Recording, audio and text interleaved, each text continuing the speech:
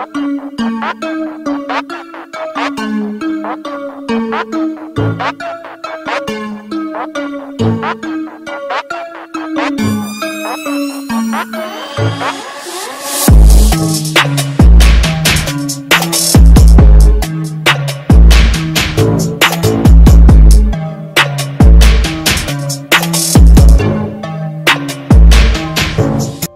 वालेकुम नाजरीन। इस किस्त के आगाज में देखेंगे कि उस्मान काई कबीले में बैठा सोच रहा था कि बाबा हमें कहाँ छोड़कर जा रहे हैं। सोची भी उसके पास बैठा मुतालिया में मसरूफ होता है। इतने में अर्तुगरुल अंदर आ जाते हैं और दोनों से परेशानी की वजह पूछते हैं। तो सोची कहता है कि आप एक लंबे सफर पर जा रहे हैं। अर्तुगरुल साहब कहते हैं कि एक सरदार होने की हैसियत से आपको पता होना चाहिए कि कहाँ खामोश रहना है। फिर कहते हैं अल्फाज एक ऐसा खजाना है जो हर जगह पर ज़ाया नहीं किया जा सकता। हम हक के रास्ते पर चलते हैं जिस पर हम मरने से नहीं डरते। हम हर किसी को हर जगह नहीं बता सकते क्योंकि सरदार की नशिस्त राजों से बड़ी होती है। दूसरे खेमे में गुंदुकतू और सुलजान एक दूसरे से बातें कर रहे होते हैं। सुलजान कहती है कि बहार आ गई है, कबीले के लोगों ने जश्न की तैयारियां शुरू कर दी हैं, मुझे अपना कबीला याद आ रहा है। और गुंदुकतू कहता है क्या हुआ, क्या तुम यहाँ रह कर खुश नहीं हो। सुलजान कहती है हुजूर मैं इस कबीले को भी अपना कबीला समझती हूँ, लेकिन मेरी किस्मत मेरे अपने कबीले में है। मेरा बेटा वहाँ है, मुझे उम्मीद है कि वो यहाँ आएगा। ये गुंदुकतू का दूसरा बेटा होता है लेकिन हम उससे मिल नहीं सके। मैंने पहले ही एक बेटा खो दिया, अब दूसरे का इंतजार कर रही हूँ। गुंदुकतू कहता है कि तुम्हारा बेटा ठीक है, तुम परेशान ना हो।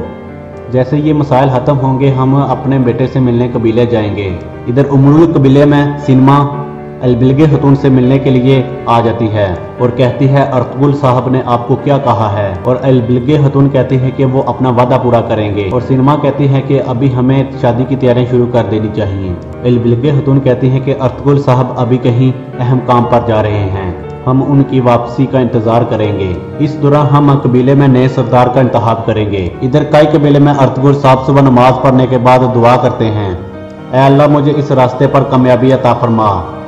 इतने में गुंदुकतू अंदर आ जाता है और कहता है कि सिपाही बाहर इंतजार कर रहे हैं। अर्तुगरुल साहब अपनी तलवार और काई परचम की तरफ देखते हैं और गुंदुकतू कहता है कि मैं जब मंगोलों से लड़ने के लिए अपना कबीला छोड़ा था तो मैं भी अपने हेमे को ऐसे ही देख रहा था।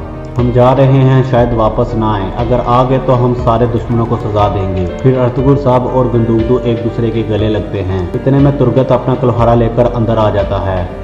जख्मी हालत में वो अर्तुगरुल साहब के साथ जाने के लिए तैयार होता है और कहता है हुजूर मैंने सुना है कि आप लंबे सफर पर जा रहे हैं, मैं भी आपके साथ जाऊंगा। अगर मैं आपके साथ नहीं जाता तो मेरा जख्म जल्दी नहीं भरेगा। अर्तुगरुल साहब के रोकने पर भी वो नहीं मानता और वो कहते हैं कि तुम गुंदुकतू साहब के साथ जाओगे, मेरा सफर बहुत लंबा है। इधर उमरुल कबीले में एक सरदार अलबिलगे खतून के पास जाता है। अलबिलगे कहती है आप मेरे बाबा के वक्त से मेरे साथ हैं, एक अहम मसला है जिसके मुतल्लिक मैं आपसे मशवरा करना चाहती हूँ। अलबिलगे कहती है बेबुलाद की जगह मैंने सरदारी की, मैं जल्दी ही कई कबीले चली जाऊंगी और जिरगे में एक नए सरदार का इंतखाब करना चाहती हूँ। आप मेरे बाबा के वफादार हैं। तो सरदार बताल कहता है ये मेरे लिए बाइसे शर्फ है कि आपने मुझे इस काबिल समझा, लेकिन सरदारी की बात हो तो मैं नहीं जानता कि कौन क्या कहेगा। लोग अभी भी बेबुलाद की मौत से बाहर नहीं निकले। और अलबिलगे खतून कहती हैं आप फिक्र मत करें, मेरी और अर्तुगरुल साहब की मदद आपके साथ है, आप हर सरदार से अकेले में मिलें।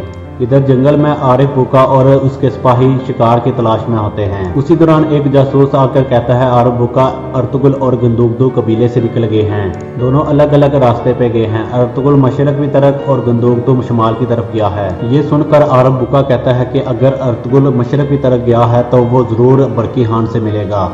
आरिफ बुका कहता है कि अर्तुगरुल अपने रास्ते से आगे ना जाए, हमें हर कीमत में उसे रोकना होगा। दूसरी तरफ अर्तुगरुल साहब जंगल में सिपाहियों के साथ एक जगह से गुजर रहे होते हैं, सब तेज रफ्तारी से जा रहे होते हैं। इधर जंगल में शुमाल की तरफ गुंदुकतू, तुर्गत और कुछ सिपाही गार्ड लगाकर बैठे होते हैं। करीब ही मंगोल सिपाही माल गाड़ियां खड़ी की होती हैं और आपस में बातें कर रहे होते हैं कि हमारे आदमियों ने पहले आकर जायजा ले लिया है। और दूसरा कहता है कि वो समझेंगे कि हम बरके खान के सिपाही हैं, हम आहर तक कुछ नहीं करेंगे।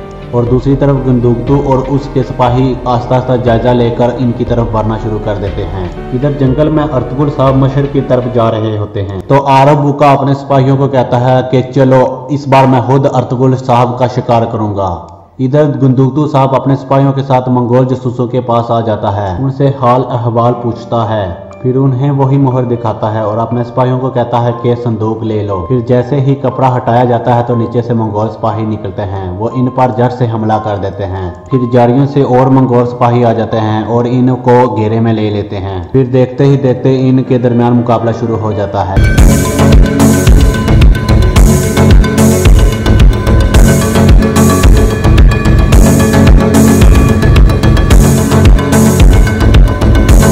इधर मशरक की तरफ अर्तुगरुल साहब और उसके सिपाही एक जगह पर पहुंचते हैं और देखते हैं कि रास्ते में कुछ दरख्त गिरे होते हैं और सोच विचार के बाद ये भी अपने घोड़ों से नीचे उतर आते हैं। उसी दौरान अरब बुका अपने सिपाहियों के साथ इनके सामने आ जाता है। फिर अरब बुका अर्तुगरुल साहब को कहता है कि मैंने तुम्हें कहा था कि इस जमीन में तुम्हें सुकून का सांस नहीं मिलेगा। फिर देखते ही देखते यहाँ भी एक लड़ाई शुरू हो जाती है।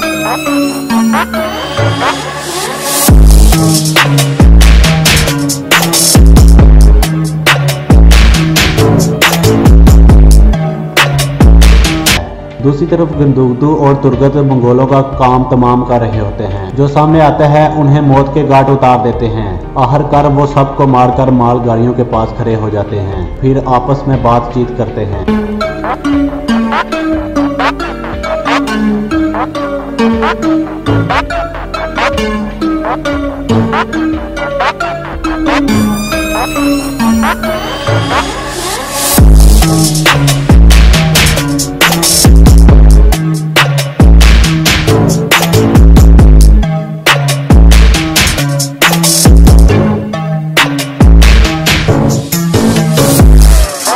दूसरी तरफ भी लड़ाई बहुत तेजी से जारी होती है।